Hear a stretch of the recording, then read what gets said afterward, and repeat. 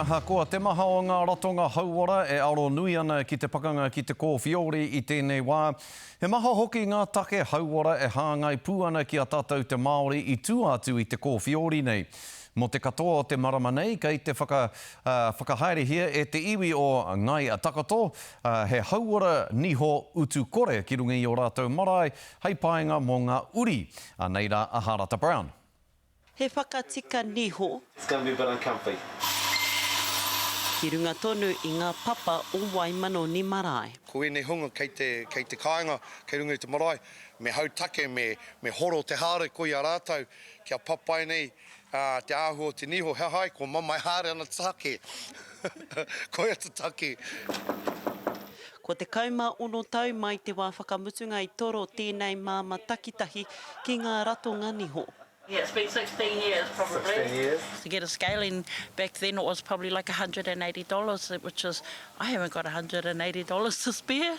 You know, I've got rent, sole parent, looking after my children, so that was the main reason. Really, I've got other bills, more priorities to have a roof over our children's head. This is a mobile dental surgery, so we have all the things that we need to practice good modern dentistry. Nā whai anō te hiahia o te runanga o Ngai Takoto ki te toro atu ki ēnei tokorua, kua puta i te ao ritaia kia hāpai te iwi.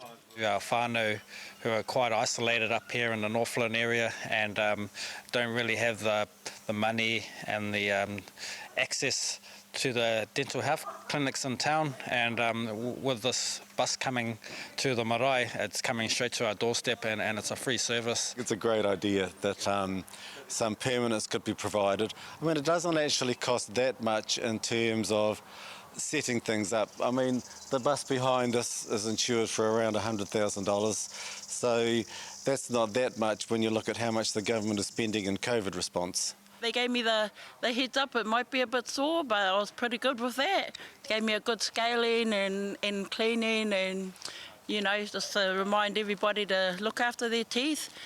Get my teeth checked up, get them sorted out, I guess.